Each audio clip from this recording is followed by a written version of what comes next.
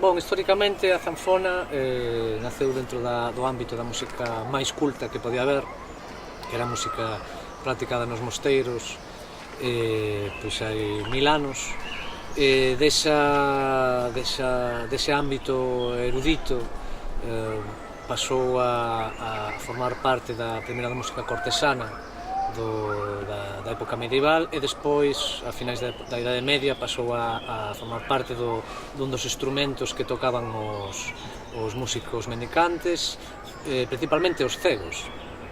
e as cegas, que tiñan o privilexio e o dereito e o deber, segundo as súas reglas nas confrarías das que formaban parte, de saber tocar un instrumento de corda, principalmente corda frotada, como era a zanfona. Tamén podían tocar outro tipo de corda pulsada,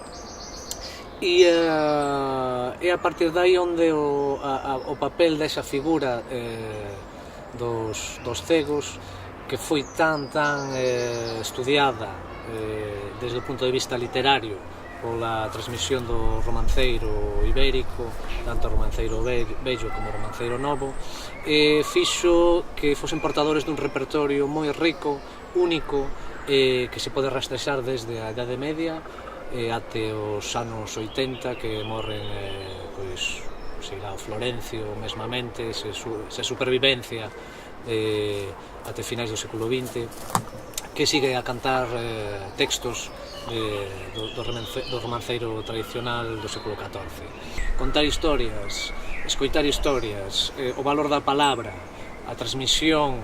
do que esas verbas queren dicir, son as que remexen as consciencias e as conciencias do público. Son gracias a elas polas que esa figura das cegas podían vivir profesionalmente, e non deixan de ser o que aínda hoxe en día, aínda que existan moitísimas medios de comunicación, moita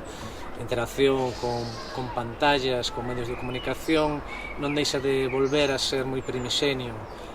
volver a escoitar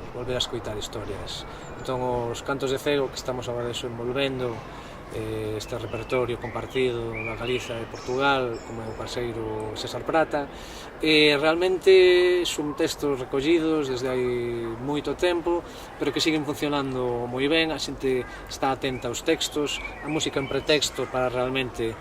poder recordar e poder enganchar